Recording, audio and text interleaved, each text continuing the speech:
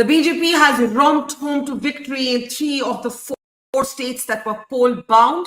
The Congress takes solace from a dramatic win in Telangana. I'm Barkha Dutt, you're with the Mojo Story.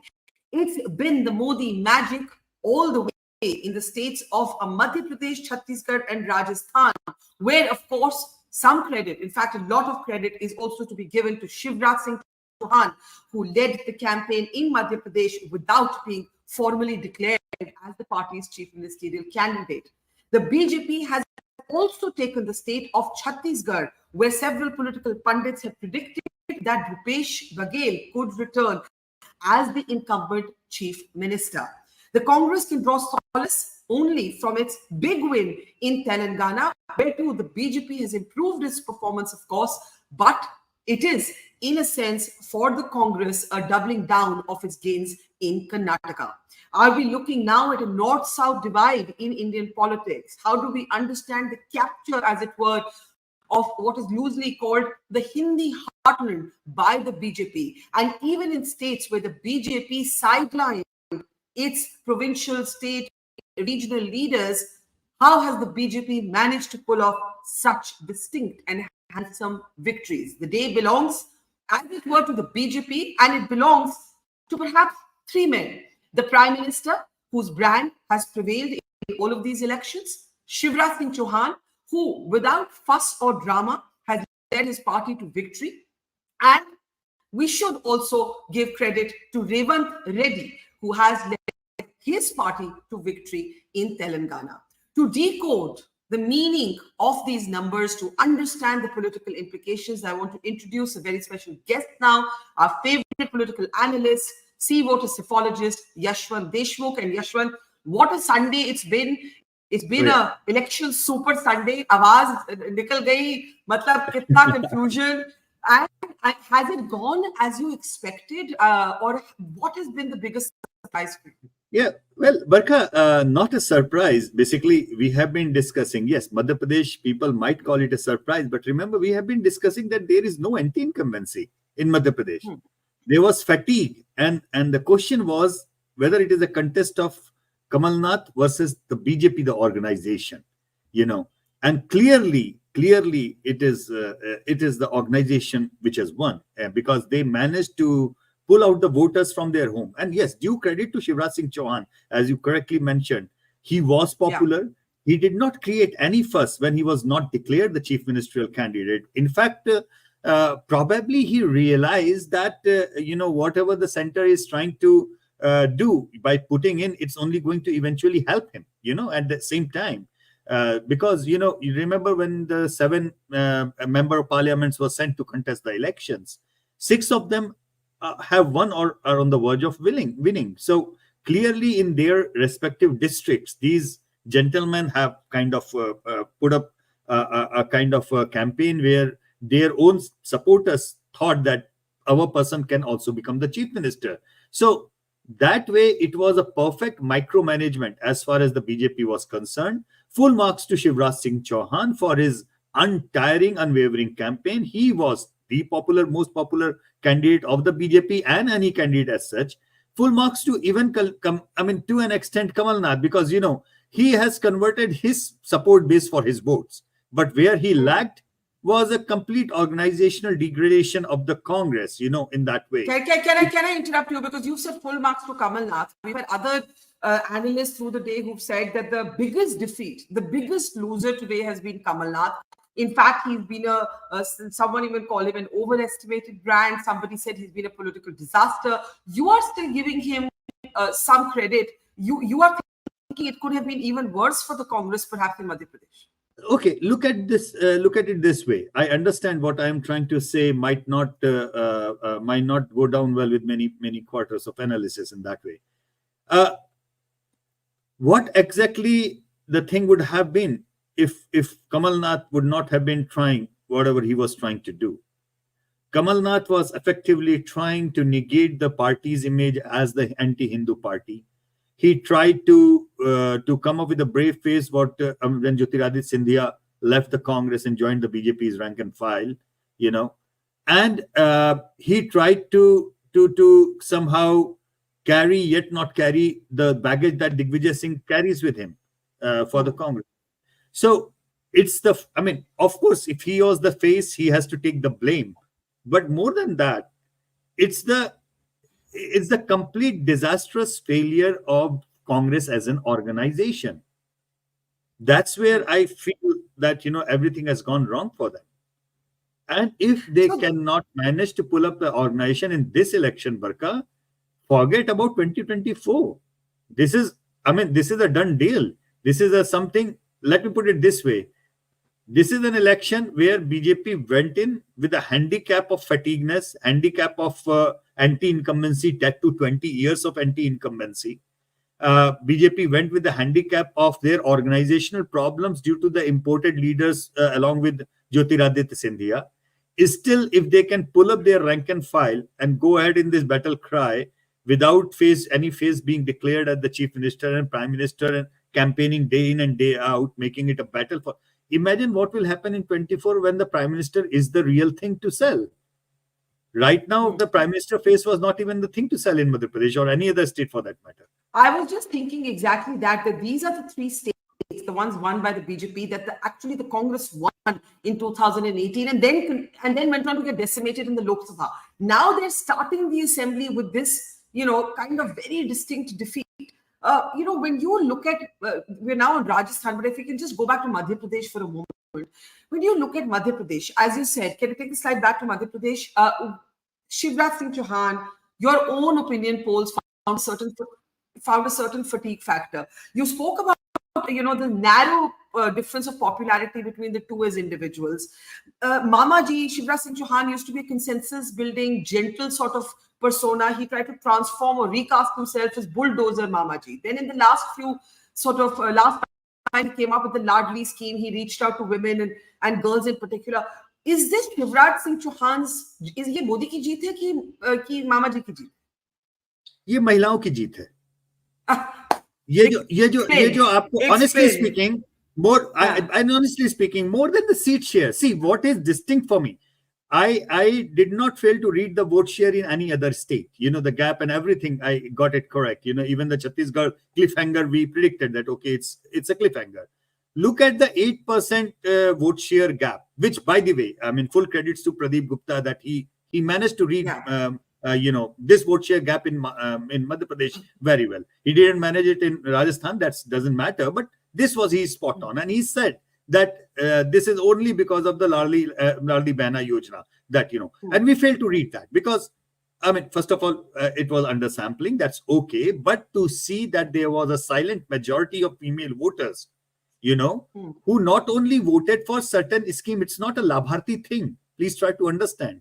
We have been discussing the female voters right from the Uttar Pradesh election, when we said that they are voting for the toilets because of the law and order and crime issues. That toilets are a direct correlation with the lessening of the crime against women in UP. And this is what I would call the silent majority. That's the impact. That's the woman power in terms of electorate that is at full display right now on your screen. It's actually fascinating that the BJP could do this in Madhya Pradesh without actually formally declaring a chief ministerial candidate in the form of Shivraj Singh Chouhan. Where does this leave Shivraj Singh Chouhan in the pecking order of the BJP hierarchy, you think, Yashwant? Well, one thing is clear that, BJP as a central leadership or as the organization, whichever way you look at it, they wanted to just take a line that we want to contest this without a face purely on the organizational strength. Shivraj Singh Chouhan was a plus point. He was not a negative point. I've always maintained that in the numbers, his popularity ratings were very high. There was no anger against his government either. I mean, when you look into do you want to change the government, that sentiment was very high in Rajasthan, but that sentiment was not really high in Madhya Pradesh or even in Chhattisgarh for that matter. So and it was highest in Telangana, by the way. Maximum anti-incumbency emotion was coming out in Telangana, where even the chief minister was not that popular. So having said that, Shivraj Singh Chouhan played along with the party and the organization. I think they ensured that those who like Shivraj, they don't go away. Those who do not like Shivraj, they come in. Because please remember, if Shivraj was polling around 40%, there was Jyotiraditya Scindia also polling around 7-8%. So if you put these numbers together, you get us a 47-48% number, which is now their vote share is clearly defining.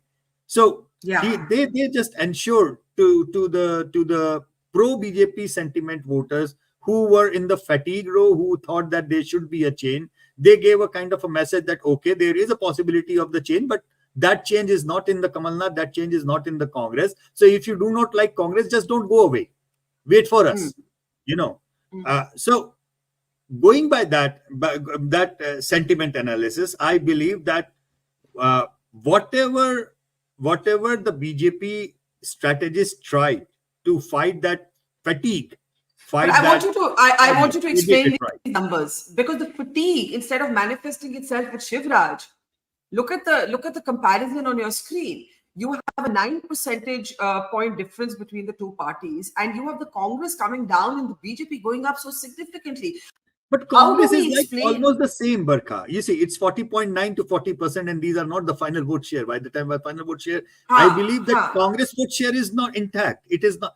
The issue is Congress did not gain beyond that.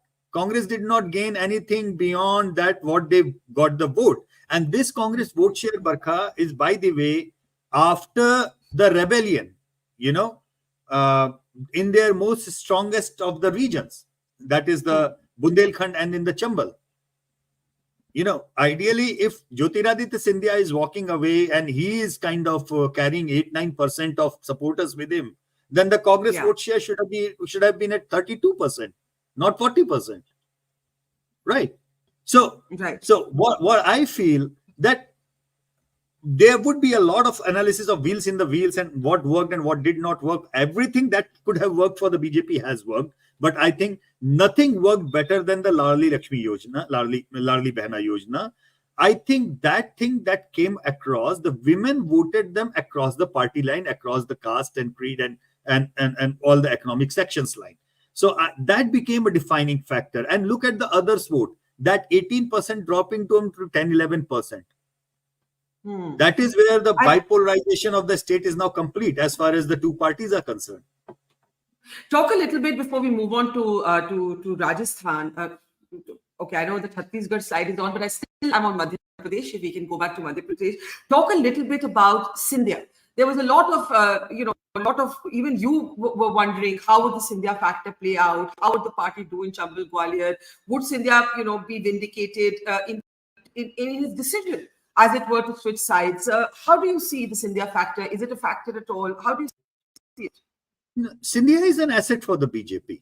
If he wouldn't have been asset, then they wouldn't have, carried him along. Obviously, he is a price catch. But make no mistake, as far as BJP's organizational or RSS organizational strength is concerned, they have invested in their own leaders. They took in Scindia particularly for a region where BJP is the weakest and has been historically the weakest. That is something which they never could find. They could never really decode the Chambal myth, because it's the voter composition over there, big number of Dalit voters, which at best BJP could always pray that BSP अच्छा लड़ेगी और vote काट देगी. इसके beyond BJP की चंबल के लिए कोई strategy नहीं होती थी. ग्वालियर संभाग में they always had a problem over there. So he is a prized asset. He is a great asset, but he is one of the pieces of the jigsaw puzzle. The pieces in the puzzle. Yeah. He is not the thing as far as BJP is concerned. I will be surprised if BJP organization RSS decides that, okay, instead of Shivraj, let's give a chance to Jyotiraditya. No, I was not suggesting that at all. I would be surprised. Would you be very surprised if Shivraj Singh Chouhan was not the chief minister again? I wouldn't be surprised. Honestly speaking, you would not be surprised. I will not be surprised. Somebody else can be CM. Yeah. I mean, it's like either what I feel like, Barkha, is that either there would be a strategy of giving all the three faces back, at least for the 6 months or 1 year time. Yeah. Or just change lock, stock, and barrel. Because they did not freeze Raman Singh. They give ticket, but he was not the CM candidate. Yeah. Vasundhara Raje, Vasundhara. they went out of the way to ensure that she is not declared as the CM candidate, and they went so much out of the way. At some point of time, there was analysis being floating around that, BJP has lost it. Even though in our numbers, we were very clear that But no, you see, BJP is eventually Yashwant, going to win. Yeah. but Yashwant, the difference is that in Chhattisgarh and Rajasthan, I don't think Vasundhara and Raman Singh have necessarily led their party to victory. But in Madhya Pradesh, Modi plus Mamaji plus Mahila, the three M's, have led their party to victory. So it will be very difficult to not make Shivraj Singh again. Don't you agree? That they're not Yes, identical situations it will be a in these difficult three decision. states? It will be a difficult decision. But as I said, that, the strategy of putting the 7 regional leaders back in the fray, turning the tide in their respective districts. So this additional muscle that came in of 30, 40 seats to the BJP, which we find it surprising, it is also has some engineering factor to it. So let me put it this way. You remember the UP elections. Prior to the UP election, there was 3 months prior to the UP election, there was literally a meeting of BJP and the RSS guys in Lucknow whether Yogi should be replaced with somebody else. Yeah. All right. Yes. Literally that they were not treating Yogi as an asset. They were thinking that it's a liability. Okay. But they decided to go ahead with that. And from there onward, Yogi has only found strength in their way. Yeah. All right. So it's for them to decide. What I'm simply trying to say, that they might like to either repeat with all 3 of them for certain time, that before they make any other announcement, they might even think that okay, abhi in तीनों को आगे करो, Lok Sabha election के बाद में हम लोग देखेंगे. That could be one of the things. Another thing could be they talk to all these 3 leaders that we want you at the center now. We want a fresh card. So why don't you join in as the center, as a cabinet minister, and put yourself into the Lok Sabha election in your respective state? But that would be a tough call. Had BJP, if would have been somewhere around 130, 120, I think that would have been a call for the BJP easier to make. But you are right, with 150, 160 kind of a number on the tally, I think it's going to be difficult for BJP to take that decision. But again, I am underlining that it's a decision which, if the organization has to take, they will take very easily, Barkha. It's a problem for many people to understand that that how an organization can roll over leadership like that, in that way, even after a victory like this. They can. Don't forget, they rode over somebody like Uma Bharti in Madhya Pradesh. It was that another movement that where Uma Bharti actually contested against the BJP, and still BJP managed to sweep down the election, double down on the election. So it is like in a reverse psychology in a different way. So what I'm simply trying to say, it's the organizational bench and the strength of the BJP. Mr. Shivraj Singh Chouhan was an asset to them. It's for them to decide whether they want this asset to be used, continue to be used over there, or to be shifted for a better use in the center somewhere, if they really want to look beyond Shivraj Singh Chouhan. And this mandate gives them the very much the advantage now to move beyond, to plan for the future, if they really wish to. So that is something, that comfort factor is there, that cushion is there. Now they can very well look into it. Fascinating. It's going to be very interesting to see what decision is taken vis-a-vis Shivraj Singh Chouhan. But it's very much his day. If there's after Prime Minister Modi, it's somebody's day. It's very much Shivraj Singh Chouhan's day. I want to move to Rajasthan, where it's less clear whose day it is. These are, of course, the laddus being shared by the BJP team in Madhya Pradesh. But I want to move to Rajasthan, if I can, for just a moment. Here, the trend has been to rotate. Modi has always been a big factor in Rajasthan. We have also seen this in the last assembly elections, where there was a lot of anger with Vasundhara Raje, but a lot of pro-Modi sentiment. But this time, Gehlot fought very hard. He personalized the campaign around himself. He hired a branding agency. It was Gehlot all the way. And other colleagues of C-Voter who were with us earlier were saying that actually the Congress has fought, in terms of strike rate, a better campaign in Rajasthan than in Madhya Pradesh. I don't know if the numbers still reveal that. How do you look at the win in Rajasthan, and what does it mean again for Vasundhara Raje, where, unlike Mamaji, her marginalization doesn't seem to have cost the BJP? I mean, she's not been a factor. Shivraj has been a Yeah, factor. it's not a We don't know factor. if It's she's not been a a factor. factor. Yeah. But there is a uh, some number below the magenta place called OTH, and it's written as 12. And during the Yeah. counting, at one point of time, this was around 24. That's right. All That's right. right. So, and Yes. you remember after exit polls, we said that there are 42 or 44 seats where others are in play. 40 in our exit poll, we gave 14 to the others. They are right now at 12. So, these others have their own story to tell, you know. I Yeah. believe that without Vasundhara, BJP uh, uh, actually stunted its victory. You know, this victory of 115, rather, it could have been easily 135, 145. So you're saying with Vasundhara as a formal face, the BJP would have done even better.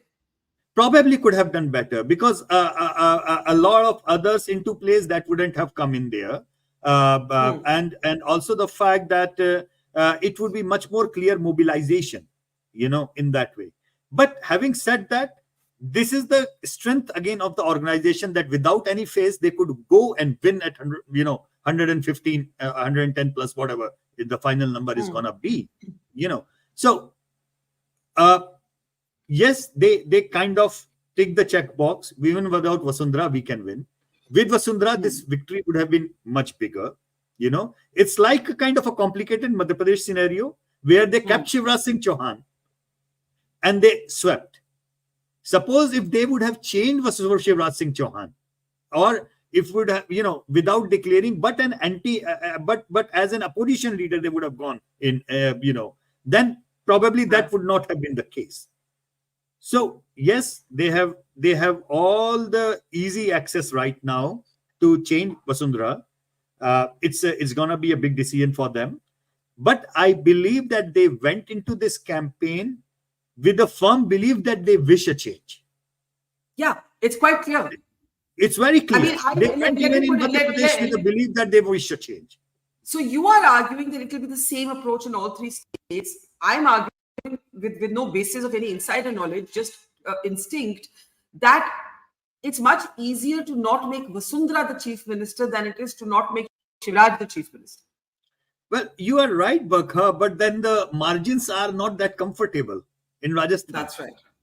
That's right. Margins are really, really comfortable in Madhya Pradesh.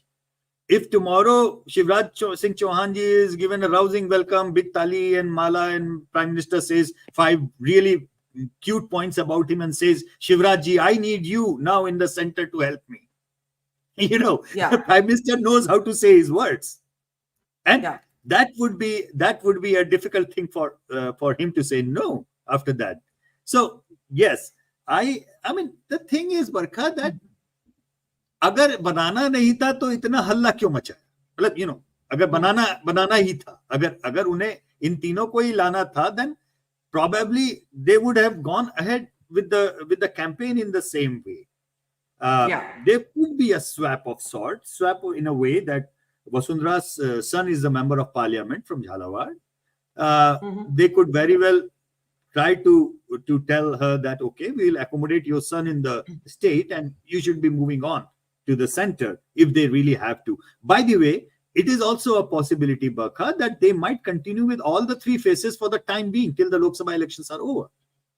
Yeah. If they feel that this might create too much of complication, they might even take that decision. But I don't think there would be a complication. Do you really think that without the faces, when the BJP is polling these kind of numbers, 42 to 39, and then the Modi factor comes in, where almost 10 to 15% of further swing takes place for the Modi factor as the Lok Sabha thing, and this number now goes up to, say, 58 or 60% kind of a vote share. We are staring at, in all the three states, by the way, we are staring at a probability of BJP's Lok Sabha vote share crossing 60%, just like it did in many other states. Yeah, we are staring at that probability right now. You know, so BJP vote share in Lok Sabha may cross 60%, according to you, looking at these numbers. In all three states, it can very well cross. Last time also, it really crossed 50% easily. Some places it was 55, 56, 57%. In few states, by the way, BJP actually crossed 60% last time. And now this number of states is going to increase. These 3 states, as on today, I can give you in writing, if the Lok Sabha elections are happened today, BJP would have polled 60% plus and Congress would have been down to 30%. So that is extraordinary, the links that you're drawing between these elections and the the Lok Sabha elections, and we'll come to that in just a moment. If we can just clarify on this banner, we are staring at BJP's vote share Lok Sabha crossing 60% in these 3 states. That's very important. We're not talking. Yes, not we're not talking nationally. Yes. And let's move to Chhattisgarh. I just want to go through all the 4 states once, and then we can look at the overall politics. Can we move the slide to Chhattisgarh? Did you expect what would happen in Chhattisgarh? Once again, the exit polls were quite divided. Can I please have the Chhattisgarh slide? Yashwant, while the slide is coming up, sure. Go ahead. We were expecting, honestly speaking, and that's where our exit poll also kind of had an overlapping impact. I think we said about 5 seats overlapping thing for the Congress and the BJP. The confusing thing that for us to study in the assembly elections was that the Congress was not really losing votes, even after 5 years of incumbency. Yeah, because look at the vote share is 1%. 1%. Exactly. Yeah. So when you look into, as I said, that these elections are very weird to study and explain, because anti-incumbent verdicts have certain check boxes. The CM should be extremely unpopular. No, he was all along very finely replaced. Not a single opinion poll ever said that CM is unpopular. In fact, so much so that he was almost like 20% ahead of the next leadership in the race. Same was true even with by the way, the Rajasthan chief minister. The CM was not unpopular. He was okay. He lost 4.5 years in battles. That's a different thing. So that 4.5 years of internal infighting did it. It's 6 months was too less a time for him to overcome that lost time.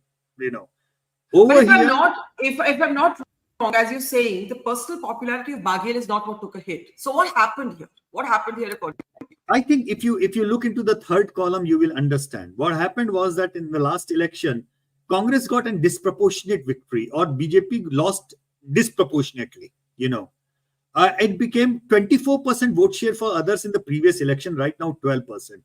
So what has happened here is that the bipolarization of the state, that as we call it at that point of time, that kind of those votes which were pro-BJP but went to others parties, not to the Congress, they swung back to the BJP. So that ensured BJP to ride through. And because it was a shock, and we remember, Barkha, we always mentioned that there is a huge anti-incumbency as far as sitting MLAs are concerned, as far as the ministers are concerned. There is no anger against the chief minister, but same cannot be said about his MLAs and his ministers. So it's the anti-incumbency at the micro level which did it. Otherwise, with the same vote share, he has swept Chhattisgarh. Absolutely. One of the things that strikes me about these 3 states before I move to Telangana is that buzz and narrative are media punditry words, and that's not how the voter on the ground looks at them. Raman Singh was a lower profile campaign than Bhupesh Baghel. Kamal Nath ensured that there was a lot of noise around him. Shivraj Singh Chouhan kept it much more low-key, in terms of media noise at least, right? And Rajasthan, of course, was a very different scenario because there was Ashok Gehlot all the way and no face as such on the other side. What does that tell us about politics? Well, you know what? You used a very, very nice word for Dr. Raman Singh, that he is a low-profile candidate. He is not Vasundhara Raje. Yeah. So the reason why you see a big number of candidates winning or being runner-up in Rajasthan is because Vasundhara Raje is not Dr. Raman Singh. And you see the entire capital of BJP getting transferred to the BJP, and even with faceless BJP winning a clear-cut Chhattisgarh election is because Raman Singh is not Vasundhara Raje. So the fact that he played along, he did not say anything. He was a passive player. Even without propping up his name, Dr. Raman Singh's name was coming around almost like 25-26%, just like Vasundhara Raje's name was coming along in Rajasthan. Still, there was 15% gap between Dr. Raman Singh and the popularity ratings of Bhupesh Baghel. Yeah. So all in all, I guess that there was no confusion in the rank and file. There was no anti sentiment or rebel sentiment as far as Dr. Raman Singh was concerned. So whatever came as an anti-incumbency surplus vote to the BJP, it got directly transferred to the BJP without deflecting it to others, in that way. And strangely, I mean, election commission data seems to show that the Congress has not done very well in Adivasi tribal areas. That's what we're beginning to see, something that they would have once claimed to be the natural sort of voting constituency. Secondly, the impact of corruption allegations. If you want to talk a little bit about that in Chhattisgarh. Well, the corruption allegation, if that would have worked, Barkha, then we would have seen a huge negative swing against the Congress. The issue is that these election results defy the routine process or routine definitions of anti-incumbency. The ruling parties did not lose the votes, yet the opposition party managed to make it bipolar and surpass the ruling party by taking their vote share ahead of the ruling party. So these are not routine anti-incumbent verdicts. These are differently layered verdicts, if I may say so, and they are interesting to observe because they also form a new baseline for us for the future studies in any other state. Because now, if the baseline of an anti-incumbent verdict is going to be no loss of votes, if that is the baseline, then we have to look into the others category where there would be a impact of bipolarization. And going forward, Barkha, this could have an impact. And by the way, this bipolarization theory started with Uttar Pradesh again. The complete annihilation of BSP and the Congress vote share in Uttar Pradesh, and the complete upswing of Samajwadi Party, where the BJP didn't really lose vote. But the gap between the BJP and Sabha was so big that even after this huge swing and big number of jump in the seats, there was still a huge gap between the BJP and SP. So mind you that Samajwadi Party went almost to 35%. It was more than what Samajwadi Party got when they got a full majority on UP Assembly elections. Still, they were they couldn't manage. So this bipolarization is a danger bell for all the smaller third parties. They either have to realign themselves with one of the two camps, or they stand staring at the perspective of completely getting wiped out, because it seems people are deciding not to waste their votes. Very interesting. This bipolarization is very interesting, and I would argue suits the BJP, because in many places where it's the BJP versus the Congress, the BJP does better. But wherever there is a strong regional force, the BJP hasn't traditionally been able to necessarily dislodge it. So therefore, let's move to Telangana. Telangana, where the BJP was once vying for a second position. Telangana has been the one source of solace for the Congress, and a staggeringly good victory for Revant Reddy. Let's look at the vote share slides if we can of Telangana, because also I want to look at MIM and talk a little bit about the Muslim vote. Go ahead. And can we get the other slide? I think there should be 2 to 3% lead for Congress over BRS, and BJP we were expecting around 14-15%, if I'm not wrong. It should be hovering around there. Others, we'll just pull it up as soon as we can. AIM, we were expecting 7 seats, and probably these 7 others are belonging to AIMM only. But last year at this point of time, BJP was trending around 28-29% in our tracker, and when they dropped down to 15%, we said that it's a lost opportunity for the BJP again. So there you go. That's the 6 seats for AIMM over there, right? So all in all, yes, this is a victory for Congress, as anticipated, as expected, on expected lines. There you go, 2% lead for the Congress and 14% votes for the BJP, right? However, okay, I believe that Congress might like to celebrate this, but this is a bad news for them as far as 2024 is concerned. Because of the BJP increase in BJP's performance. No, not just because of that. Look at what happened in Karnataka. The moment Congress went into power mode, the BJP took a step back, and they campaigned so so vigorously against JDS, but they took JDS into their faction because of the 10% votes that carried. Here, the opposite might happen. There is a gap of 2% between Congress and the BRS. BJP at 14%. Now, what stops BJP actually inducting BRS into its camp? I was going to ask you exactly this, that you spoke. Look at this, look at BRS. BRS went from TRS to BRS thinking it's going to be a national party. Today it's been decimated on its, or defeated rather, on its own home turf. Now the BRS has three options. It remains an aspiring regional party and it keeps switching sides depending on its convenience, or it chooses a side. Now both parties, BJP and BRS, have been on record to say never together, but there is no such thing as never in politics. What do you think might happen? Because Revant Reddy is convinced, he told me this on camera, that these two parties will fight the Lok Sabha together. They are going to fight. I mean, I totally agree with him, because there is no way that BRS will be looking to be out of power for the next 5 years in one of the. You look at the way that BRS has operated, it has been in the power equation with the center all along till the point of time they won the assembly elections in Telangana.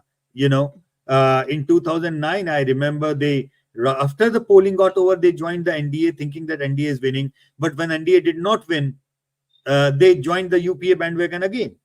So they would like to be in power. For BJP, as far as it's concerned, the 17 on Telangana seats, 17 odd Lok Sabha Telangana seats, if they contest on their own, they won 4 last time. They might manage to win 2 or 3 again this time, maybe even 4. But if they join hand, then you are staring at a vote share of 38 plus 14, which is like 52%. And consider that there would be also a vote share which would be splitting away from the Congress as far as the parliamentary elections are concerned. So if they would have kind of worked with the JDS in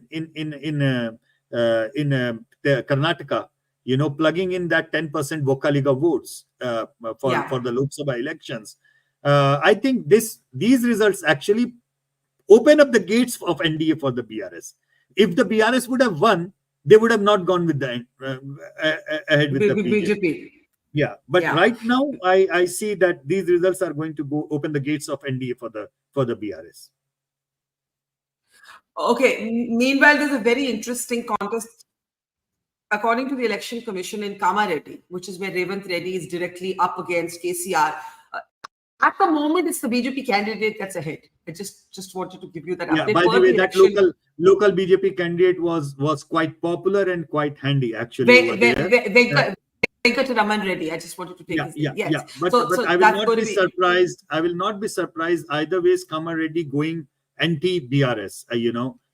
He might win his home constituency, but Kamareddy was always going to be a difficult proposition for him. So that's how it is. That's how it is placed. Yeah, Owaisi, the Muslim vote. We need to talk a little bit about that.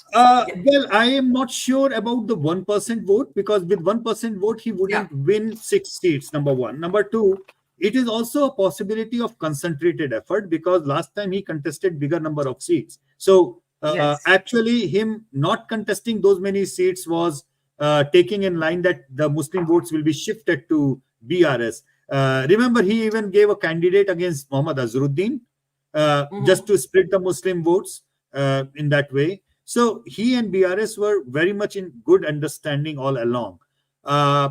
He has defended his strategy. If BRS goes to BJP, where does Owaisi go? Yeah, that's right. But Owaisi has kind of maintained his territory. He was not a Muslim leader of Telangana. He was Muslim leader of Hyderabad. So his core strength is in Hyderabad, and these numbers actually just prove that he maintained. He carried over the Congress onslaught. So if anybody thinks that AIM saga is over, I doubt. Congress winning Muslim votes in rest of the state is possible. Congress winning the Muslim votes in Lok Sabha election in rest of the state is possible. But probably Owaisi is going to win his Lok Sabha seat once again. That's his core territory. So that concentrated sort of pocket borough politicians or pocket borough politics continues. Now, Yashwant, the overall picture, who are the big winners and losers today? And, we have to address the elephant in the room. Through the day, even Yogendra Yadav, who's a supporter of Rahul Gandhi, he said that Rahul Gandhi has to think about two things. How does the Congress fail to convert winnable elections into victories? That's one question. Secondly, is Rahul Gandhi raising issues that are out of connect with his own chief ministers? For example, Adani. Congress chief ministers are not talking about Adani. Caste census. Are the cadres talking about caste census? So, and Pawan Verma went one step further on our program and he said the Congress is in the hands of inept leadership. Is there going to be another question mark over the leadership of the Congress, you think? Or do you think the Congress is going to double down on the Gandhis and basically say that, look, whatever happens, we sink or float, sink or swim, but it's with the Gandhis? They will try to give the credit of Telangana to Gandhis and continue the way they wish to. However, the big picture, Barkha, is the one take today is that in the north of India's, the Congress is decimated. The Congress, Congress strength as an organization, that is kind of now,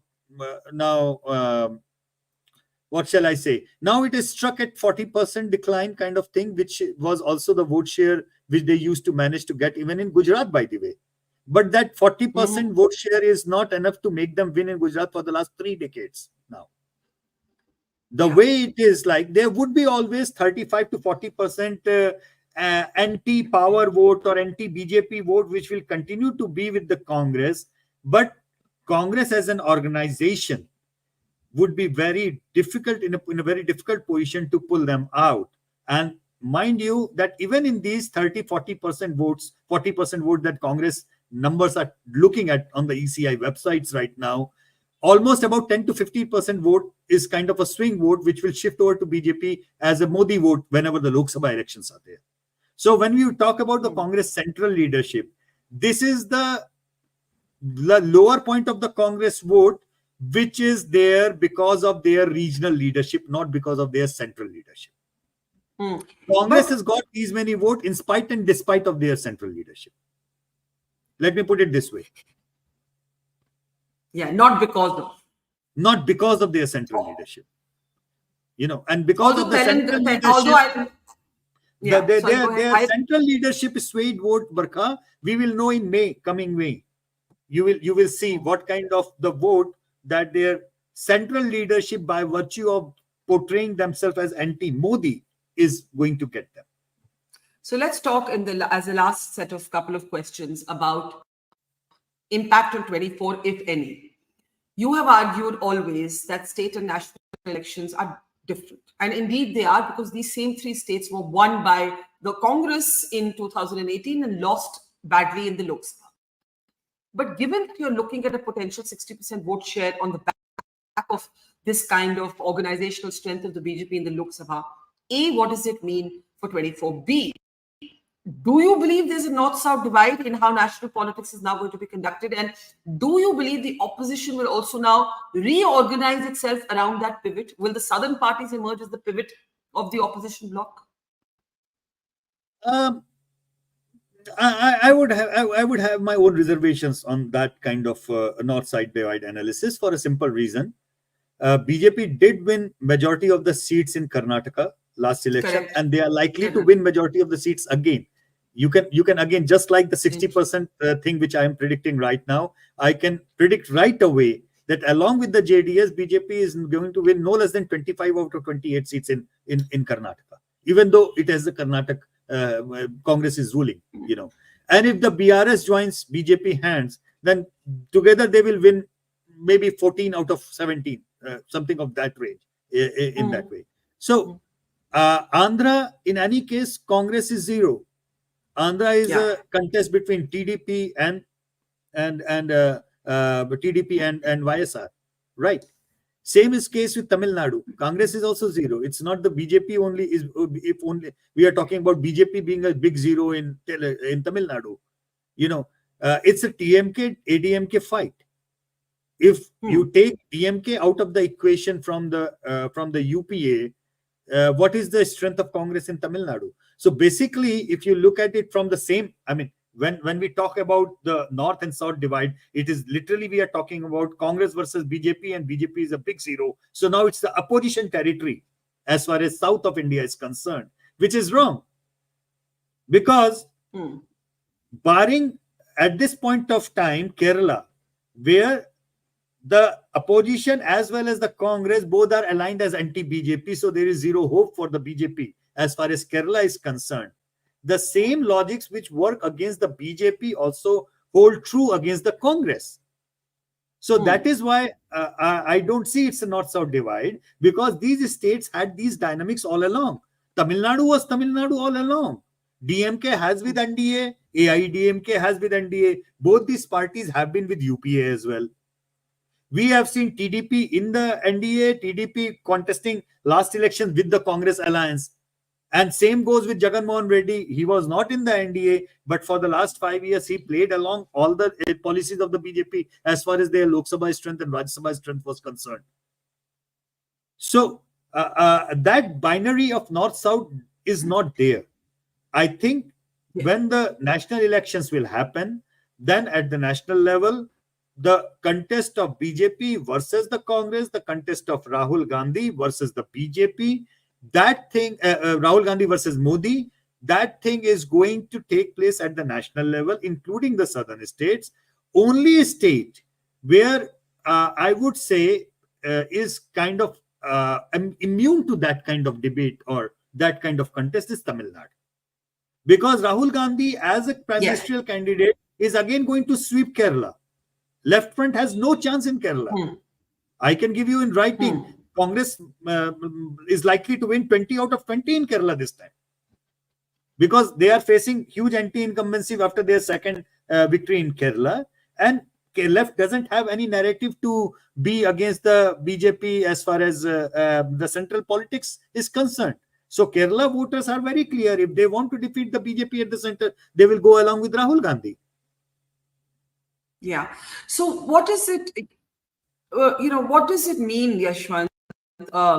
In the next 6 months, what is the shape and form that you see politics taking? Because interestingly, the Congress has been quick to call a meeting of the India Alliance. We don't know what these smaller parties, and you have said that you believe that there is a bipolarization of politics taking place. Yes. Such as it is. We're also entering clearly a system of one-party domination, just like there was a phase with the Congress with that one party. We're in the phase of that one party being the BJP. What happens to the India Alliance? I mean, India Alliance will continue as the regional parties alliance. Congress may or may not be part of it, but Congress has lost the any ability to negotiate on the table. If they think that they can negotiate with Samajwadi Party, showing them the Telangana result, I don't think it's a hard sell, or if they can negotiate with Mamata Banerjee for that matter, showing her the Telangana result, I don't think that's a hard sell. So I think India Alliance will remain there as all these regional parties are going to do what they do. Congress might have to, logically, they need to step down on their demands and everything as far as the seat share is concerned. Otherwise, also, I don't see any contest as such in the north of India. Where exactly is Congress in play in north of India at this point of time? Punjab? I mean, because BJP is not in play over there. What if BJP and Akalis come together? Then also the contest might shift to Akalis and the Aam Aadmi Party. So I don't see Congress as a play outside Punjab as such. Winning proposition play. Yes, there are 200 above seats, that where it is Congress versus the BJP. But can they negotiate more seats in Bihar within the Mahagathbandhan? Unlikely. And by the way, this bipolarization, the next state where you are going to see this happen is now probably going to be West Bengal. Because it started with the last assembly election when all the Muslim votes went to Mamata Banerjee. All the Muslim votes went to Mamata Banerjee. But the bipolarization has not completely taken place because there is still a residual vote with the left front and the Congress over there. So the chances are Congress goes to Mamata Banerjee or not. West Bengal will be the next state where you will see a complete bipolarization, where the remaining between. Explain Bengal to me. Which are the two poles? What is the bipolarization? Okay, it's Modi versus anti-Modi at this point of time. So Yes, it's Mamata Banerjee against Modi in West Bengal. So Muslims have already gone against Modi. That's why she got that historic verdict of 200 plus seats in the assembly elections. But it was I can't say the same was true about the counter Hindu polarization as such, or counter Modi polarization as such. But when the Lok Sabha elections happened, at that point of time, today's election results actually have kind of marginalized the future of Congress in West Bengal and Left Front in West Bengal, both of them. Interesting. They are problematic. These parties would in West Bengal would be extremely what shall I say, worried. And Congress leadership in West Bengal would be praying that somehow they get into an alliance with Mamata Banerjee and get 4 or 5 seats to contest, or maybe 10 seats, or whatever Mamata Banerjee decides to leave it for them, and they still have in a play for the Lok Sabha seats. Something we haven't spoken about, and I know we have just 2 minutes left, but something we haven't spoken about is Hindutva. Hindutva is a factor in these elections. Kamal Nath trying to play a kind of I'm not anti-Hindu, wearing his religion on his sleeve. Mr. Bagel trying to do that to some extent. How much of a factor has that been? Well, I think Kamal Nath and these people negated Hindutva. There was no Hindutva at play. That's what I'm trying to tell to other friends as well, that, these elections, these people actually, Kamal Nath, and he wore his Hindutva on his sleeves. Mm-hmm. And that's why you still see 40% votes that went along with Kamal Nath, or went along with Bhupel Bagel, went along with the Rajasthan chief minister. But these people, these leaders, are not seen as an anti-Hindu candidate or anti-Hindu leadership. Mind you, the Hindutva is not even at play in these elections. The Hindutva will actually come at play exactly 1.5 months later, when the Ayodhya temple is inaugurated. And that's why I'm saying that Hindutva minus play, if this is the strength of the Congress as an organization, then Lok Sabha, Hindutva, Ayodhya, plus Modi as a cherry on the top, it's a no play at all. As far as the Congress is concerned, I'm not saying the same thing for the opposition alliances, other regional. But as far as the Congress is concerned, it's a... How would the Congress motivate its cadre today? As it is, we're talking about the lack of organizational cadres for the Congress in north of India. Telangana, yes, has been a motivation. I tell you what should happen and what is likely going to happen. What should have happened is that actually Congress central leadership should have learned from these 3 chief minister and chief ministerial candidates who lost the election today. Honestly speaking, them carrying 40% plus votes on their own shoulders is a big deal, not a small deal. All right. Mm-hmm. But what will happen is that the coterie around the Gandhis, the central leadership, will try to portray, and the narrative setters will try to portray, see, this is what happens, you try to be Hindu and you got confused, and the secular voters did not vote for you, and this is why you lost the election, because you left the path of secularism and you tried to become a Hindu party. And I suspect that Congress leadership will buy that, and I suspect that Congress leadership will decide that this is true. If Kamal Nath would not have gone pro-Hindu, we would have won Madhya Pradesh.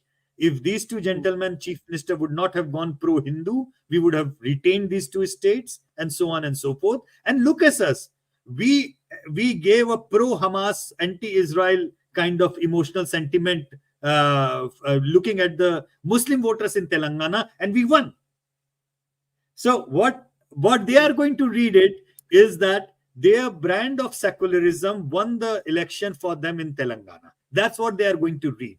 Completely and wrong. You think that would be a political fatal mistake for the Congress to take as a message from Absolutely. Telangana. Absolutely. I still maintain that this country has no problem with any leader who happens to be pro-Muslim. This majority voters have no. So many pro-Muslim chief ministers are there who has defeated the BJP in the last 10 years. So many of them. Mhm. You cannot tell them that they are anti-Muslims, but they became the chief minister because they got majority of the Hindu votes as well.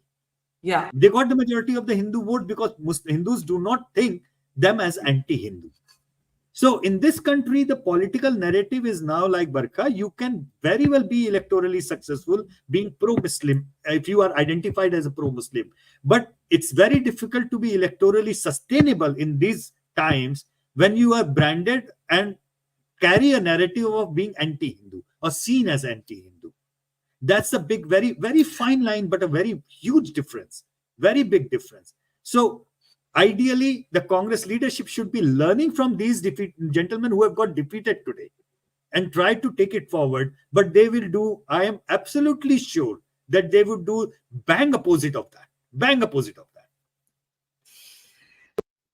Well, the Congress's self-goals make for another show, Yashwant. Before we let you go, the Prime Minister as a factor, sometimes it has won the day as it has today. Sometimes in Karnataka, it wasn't enough.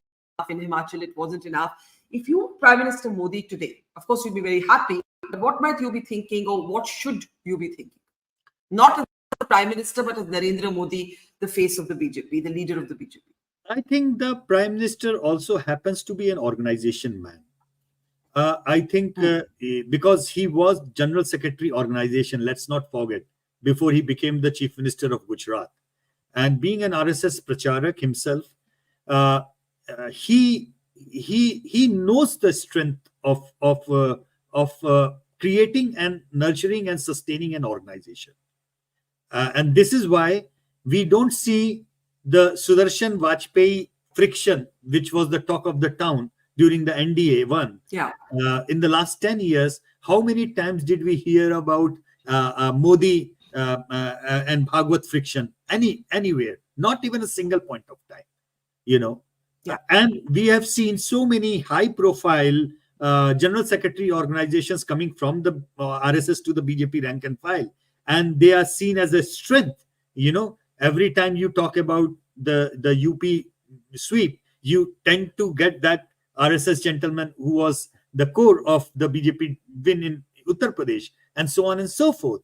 So if I have to read what Prime Minister Modi must be thinking today, I think he knows that he is going to repeat. That's repeat 24. I don't think that there is any ifs and buts, but he is the kind of a person who will continue to campaign till the last day when the parliamentary elections are there.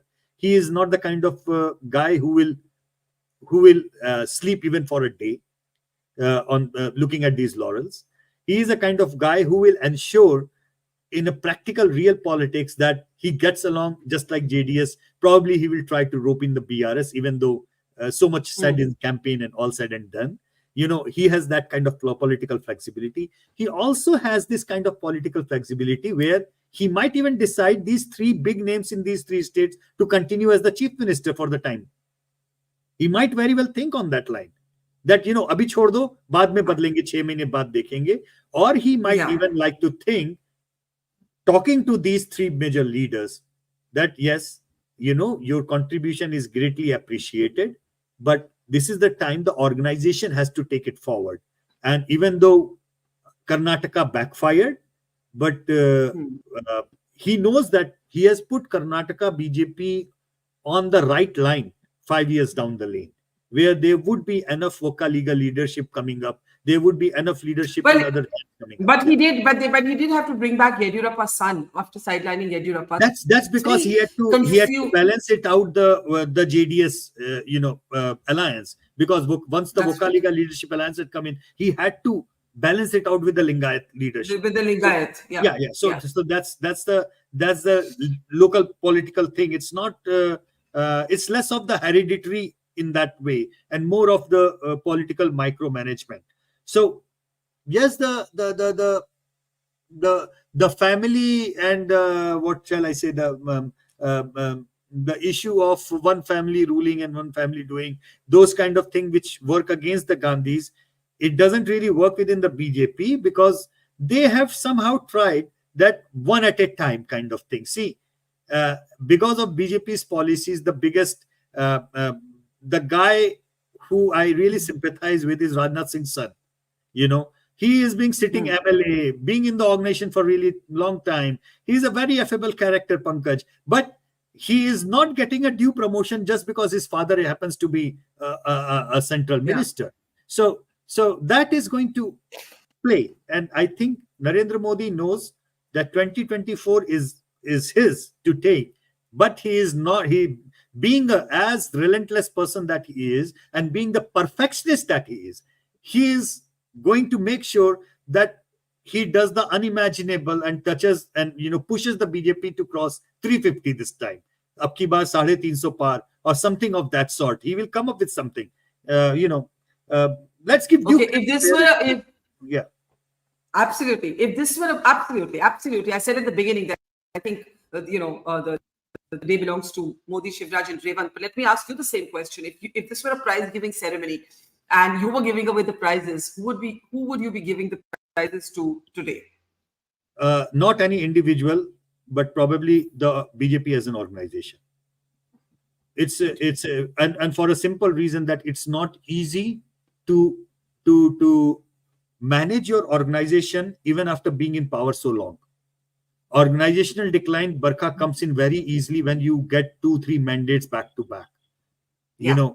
But the organization decline we are not watching in Gujarat even after 30 years being in power, in Madhya Pradesh even after 20 years being power, and that is something really remarkable. That is that capacity of RSS or BJP to keep on churning out faces from their rank and file and keep on their organizational strength intact even after being in power for so long. I think that is remarkable. So I would give that award to that organizational strength. Absolutely. I mean, I think to some extent, Panna Pramukh has become a cliche on Twitter, but it's true that down to the last man in the polling booth and in the sort of committees and the mandal, that the fact that every individual feels that he is important, I think that is a very sort of successful part of the BJP story, or a big key reason for their success.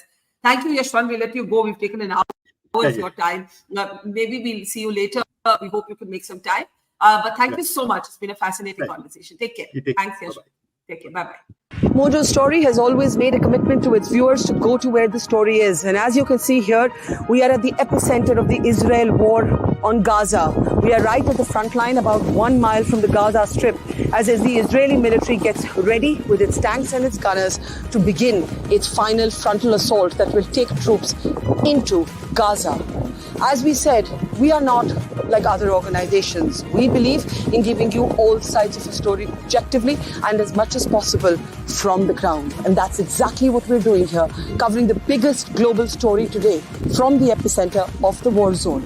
So please, we need your support. Support us, become a Mojo member, subscribe to us, spread the word, and thank you for your support.